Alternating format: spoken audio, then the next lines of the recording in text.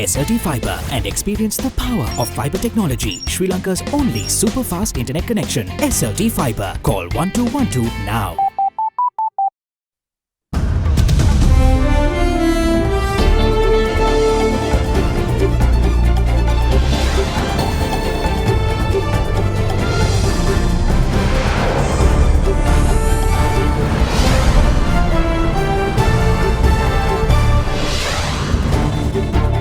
Tonight, the people have spoken.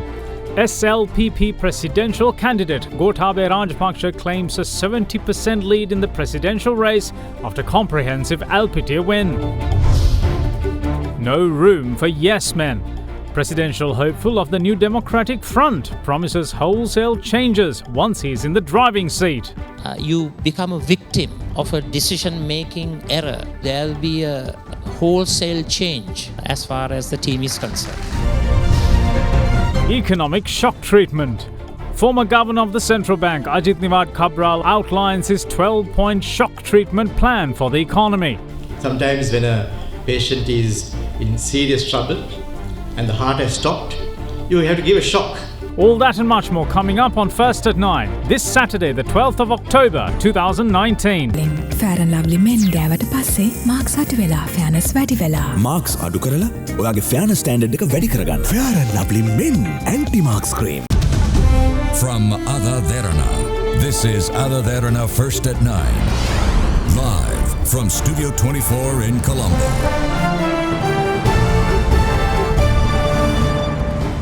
Good evening and welcome to First at 9. I'm Dhammika Kanayaka. Let's start with your local stories.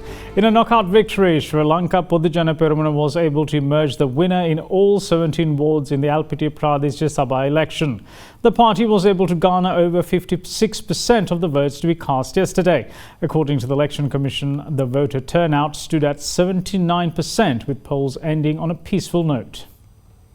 Voters took to the polling stations yesterday to cast their vote in the Alpitia local authority election, which commenced at 7 in the morning and concluded at 4 in the evening. The poll ended with 42,100 votes being cast, which is a 79% voter turnout. According to the Election Commission, a total of 53,384 voters were eligible to cast their votes at the poll. 155 candidates from 28 recognised political parties contested in the election, out of which 28 were set to be elected. Sri Lanka Podujana Peramuna received the most number of votes, amounting to 23,372, securing victory in all 17 wards of the Alpitia Pradesh Sabha. The United National Party, meanwhile, was able to muster 10,113 votes and was only able to secure 7 seats. The United People's Freedom Alliance secured 3 seats after obtaining 5,273 votes. Securing 2 seats, the Janata Vimukti Peramuna was able to obtain 2,435 votes.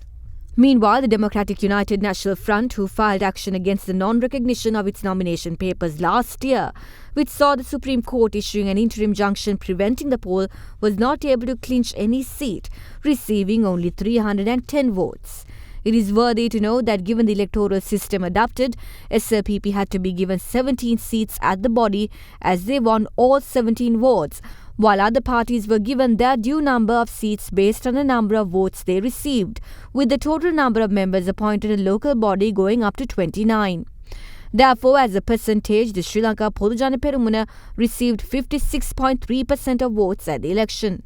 The SLPP and UPFA meanwhile were able to cumulatively obtain 69% of votes. Speaking at a media briefing today, the United National Party accepted the defeat in the Alpitia Pradesh Sabha polls. We accept the final results of the Alpitia Pradesh Sabha elections. We will rectify mistakes we made in our campaign and we will continue to move forward. This was the result we received because we faced several issues and we humbly accept the outcome. We must remember that there are 330 local authorities and Alpitia is only one of them. Celebrations erupted in Alpitia and across the island following the announcement of SLPP's victory in the Alpitia Pradesh Sabha.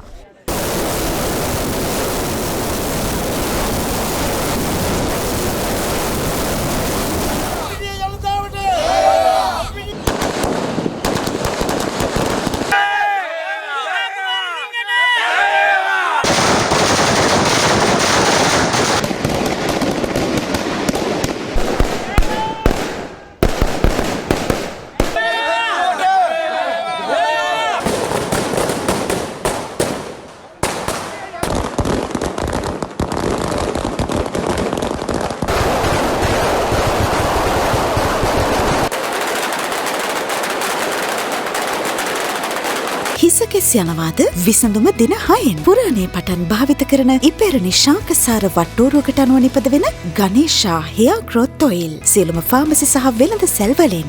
In the meantime, opposition leader Mahinda Rajapaksa is buoyed by yesterday's mini-poll result in Alpitia, saying that the opposition alliance formed by the Sri Lanka Podujana Peramuna, the Sri Lanka Freedom Party and political parties of the joint opposition has scored a resounding victory. The leader of the SLPP said that the opposition alliance won all the wards in the Alpitia Pradesh Sabha, which amounts to 69% of the valid votes cast as a whole, while the UNP only managed 24%.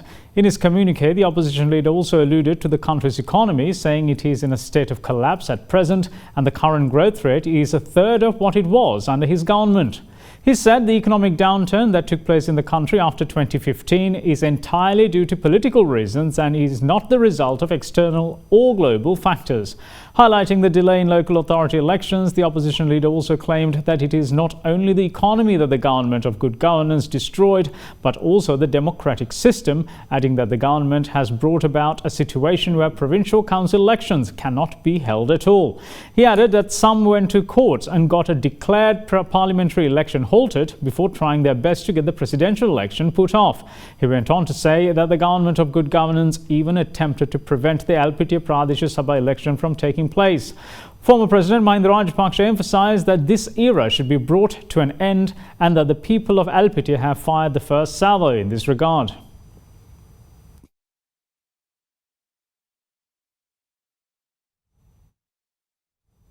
Staying with the opposition leader, he appeared in Giritale today, attending a special alms-giving ceremony for members of the Buddhist clergy, incumbent in 309 temples around the Polonnaruwa district.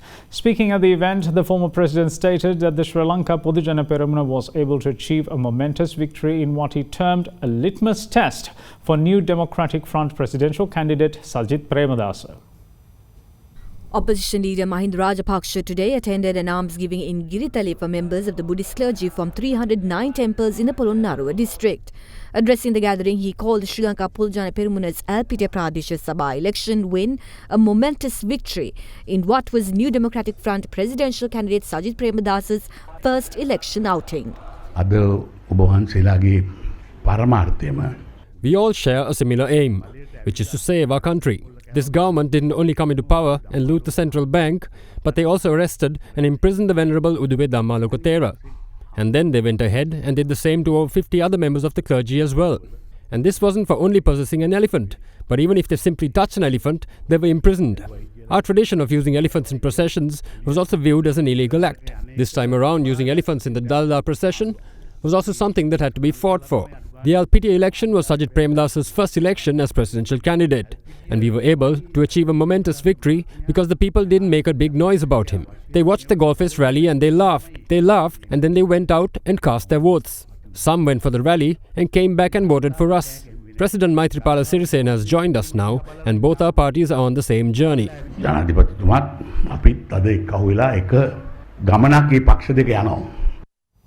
Now, presidential candidate of the SLPP, Gotabaya Rajapaksa, appeared at an election rally in Yatiyanthota today, the first rally following the party's comprehensive win at the Alpitia Pradesh Sabha election yesterday. In the backdrop of winning 70% of the Alpitia votes in the previous day, the former Defence Secretary called on the public to do their duty and elect him as president in order for him to do his duty and create a safe and prosperous country for all. Sri Lanka Podujana Peramuna presidential candidate Gotabaya Rajapaksa attended a rally in Yatiyanthota today following the SLPP's comprehensive win at the Alpitia Pradesh Sabha election yesterday. Speaking at the rally, where he was accorded a rousing welcome, the presidential candidate called on the people to back the SLPP in the upcoming election and give him the chance to do his duty for the people. We are holding this rally after our Alpitia election victory, where the people proved to everyone that we have a 70% lead. The Sri Lanka Podujana Peramuna and the Sri Lanka Freedom Party are together now. All I ask of you from here on is to do your duty, and I shall do mine to ensure you a safe and secure country for all. This is why I have come forward. The former Defence Secretary later appeared at another rally in Ahaliagoda as well. In the meantime, presidential candidate of the New Democratic Front, Minister Sajid Premadasa, promises not to surround himself with a cadre of yes men or women and to have transparency without hidden agendas. Speaking at the event titled Meet the Candidate, organised by the American Chamber of Commerce in Sri Lanka, the presidential hopeful pledged to adopt a system of supervision and control once he is elected to office. How you see yourself building a team that provides solutions for the country and getting the whole of the bureaucracy to be more efficient and deliver through the system. If you have a set of like-minded yes men or women who concur consistently with your own ideas, you become a victim of a decision-making error called victims of groupthink. There'll be a wholesale change as far as the team is concerned. But I can also substitute them with people who have gained political patronage. We will have transparent, open government with no hidden agendas. The Yahapalana promise of putting down corruption is not being evaluated very positively in society right now at the end of 4 years. On what basis are you inviting people to vote again for the UMP? I think it's fair to say that such conclusions are true. The alternative is the patriarchal political and economic oligarchy. Is that the alternative that the country is craving for? We are planning on a system of supervision and control by members of all political parties. The politicians should not have a say in the administration of justice. That should be under the total purview of the judiciary. And I think the administration of justice has to be made more efficient and ensure that politicians don't get involved in, the bargaining deals when it comes to the anti-corruption process. I think that has been the biggest issue that this country has faced. Before you take over as a president, will you be able to bring down Arjuna Mahendran? You can be rest assured the correct, authentic legal processes will move forward and there'll be absolutely no hindrances to that process. Now, the presidential candidate of the movement National People's Power, Anurakumara Dissanayake, is confident that there won't be any room for a dictatorial rule in the country, irrespective of who wins the presidential race. His views came during a debate with a group of attorneys in Colombo today. This won't be an extension to what happened on the 8th of January 2015. That cannot be done. They were well positioned in dictatorship, corruption and so forth by 2015, and had they won, it would have been an extension. But they'll have to start over if they win. A certain time period will be spent to reposition themselves in line with their plans, such as to give the Western province to the likes of Anurasena Nayaka of the police. That'll take some considerable amount of time. That's the window for us to rally the people against it. Former Central Bank Governor Ajit Niwad Cabral has a plan for Sri Lanka's economy. Stay tuned to find out.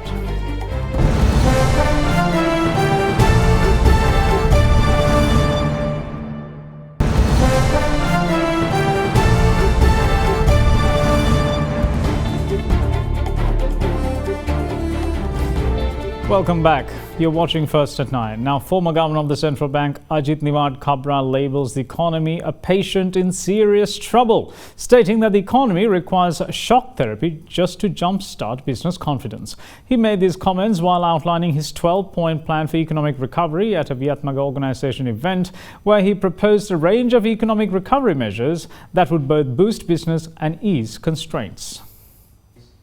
Former Central Bank Governor Ajit Niwad Cabral outlined a 12-point shock treatment plan for the economy yesterday at an event of the organisation Viatmaga. Labelling the economy a sick patient who requires shock therapy, the former Central Bank Governor proposed a score of emergency measures. Sometimes when a patient is in serious trouble and the heart has stopped, you have to give a shock. In the same way, for the economy, I have suggested that we do about 12 different things together. Firstly, we have to cut taxes at least by 20%. Number 2, reduce interest rates at least by 20%. Third part, we have to stabilize the exchange rate and we have to bring it back to at least 152. Fourth point, we are proposing a capital moratorium. Fifth point, that we have to allocate at least a 50 billion rupee fund to take the companies which are in trouble out of the trouble. Number 6, we also hear about so many finance companies and banks having difficulty in their liquidity. In 2011, we created what is known as a deposit insurance fund. What we are suggesting is that out of that, take 25 billion and tell the finance companies, we'll give you that money if you have difficulty. 7th point is that we need to kick off a few large-scale infrastructure development projects fast. We also think that at the rural level, there must be money circulating once again. So what we are suggesting is that from the Samurdhi Bank, release some part of the money, at least 25% of the money. Number 9, we have to have fast-tracked approvals. Number 10, we need to ensure that at least 5 million tourists are targeted in the next few years. Number 11, renegotiate the Hambantota Port Agreement. We were number 1 in South Asia as far as doing business indicators were concerned. We were number 1 in rule of law. We were number 1 in global competitiveness in South Asia. We were number 1 in freedom of business index. We have fallen short, so we need to up those again. Moving on with other local stories, President Maithripala Sirisena is critical of politicians as well as those in the state administrative sector who had a hand in deforestation, saying that the remedial measures are now having to be worked out to address the issue at exorbitant cost. The head of state made the remark at a reforestation event held today. The Forest Department commenced a project to rehabilitate 100 hectares of forest land by planting 80,000 trees in the Habarana Galloya Reserve. A ceremony was held in line with the 80th anniversary of the Bank of Ceylon under the patronage of President Maithripala Sirisena. During the event, the President signed declarations gazetting 9,900 hectares as protected forest in Matale, Kandy, Kurunegala and Nuvareliya districts and 14,800 hectares of mangrove habitats as protected. If you take a look at the past 50 to 60 years, politicians are the ones who are to be held accountable for the majority of the destruction of our natural resources. They are followed by racketeers and state officials who help them, who are responsible for the destruction of forest land in this area for the past 60 years. Trees were cut following the approval of government officials in relevant departments. I am well aware of this. So now, we have to spend millions for reforestation projects. In the meantime, the first phase of the Habarana Galloya reforestation project undertaken by AdaDerana Nature Force together with the Department of Conservation was held today as well. AdaDerana will be part of ensuring the reforestation of 15 acres of land in the area. President Maithripala Sirisena planted the first sapling to mark the occasion. I would first like to thank AdaDerana for rendering their support and the dedication they have towards reforestation. Sri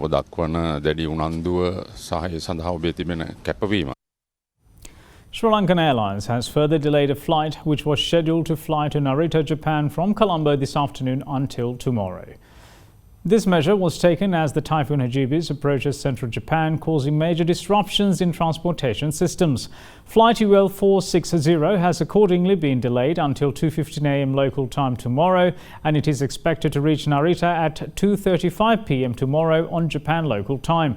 Sri Lankan Airlines says it is closely monitoring the situation and urges passengers to contact the local airline body 24-hour contact centre or their travel agents for further information.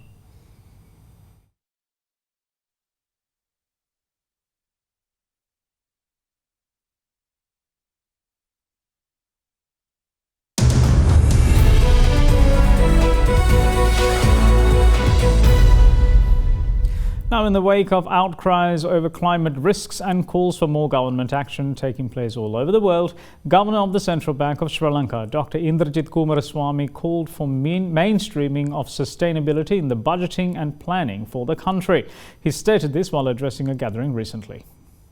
In Sri Lanka, we are experiencing extreme weather events with greater intensity and greater frequency, droughts, floods. But I think it's time that we now mainstream sustainability to all our planning and budgeting within the system. The planning of a country, the budget-making exercise has to have sustainability mainstreamed into it, because it's no longer an add-on. It's got to be very much mainstreamed into everything that we do.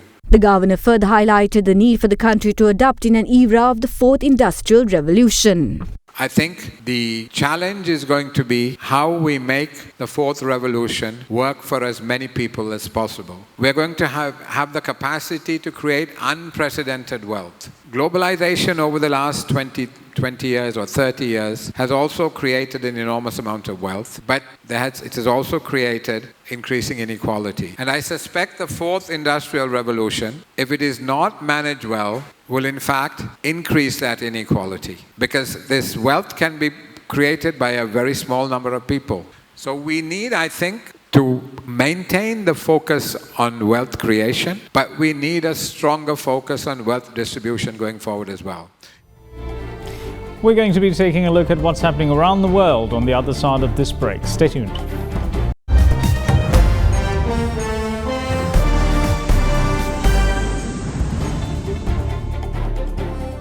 Welcome back. You're watching First at 9. Now, Turkish forces sped up the process of bombardment for the fourth day after the USA troops withdrew from the northern Syria. Turkish forces attacked the town Ras Al-Ain in northeastern Syria today, accompanied by heavy gunfire. Information provided by the Syrian Observatory for Human Rights says 74 Kurdish-led fighters, 49 Turkey-backed Syrian rebels and 20 civilians have been killed in the fighting. Turkish Defense Ministry meanwhile said that 415 militants had been neutralized since the operation began. Turkish President Recep Tayyip Erdogan meanwhile said that Turkish forces will not stop what they started amidst all the criticism from the international leaders regarding this complex situation. Meanwhile, US officials had warned of unofficial consequences for Ankara if they did not halt the assault. The US government has also decided to impose sanctions on Turkey in an approach to stop this brutality.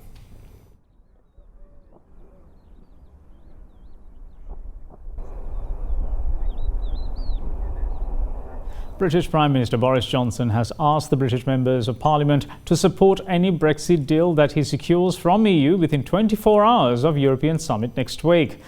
It is reported that Johnson needs to introduce a motion for a vote asking lawmakers to support the process at the summit set to be worked off on the 17th and 18th of next month. This process is being done along with the Benn Act, which shows if UK Parliament does not give its consent to either an agreement of withdrawal or leaving without a deal. The Act proposes a withdrawal date of 31st of January 2020, which the Prime Minister is obliged to accept if the proposal is accepted by the European Council, which mandates him to seek an extension of a deal is not reached. European Union has agreed to enter intense talks with Britain to try to break the deadlock over Brexit, with a sign that a deal could be done before the deadline.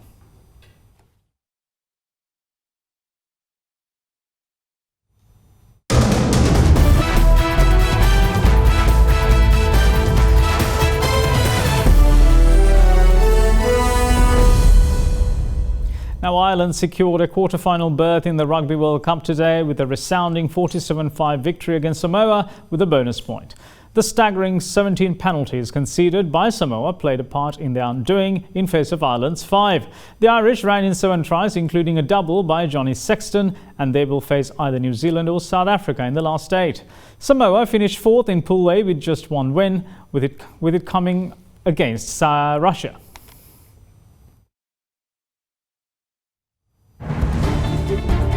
And that's it from all of us here at First at 9. Thanks for watching. Bye-bye.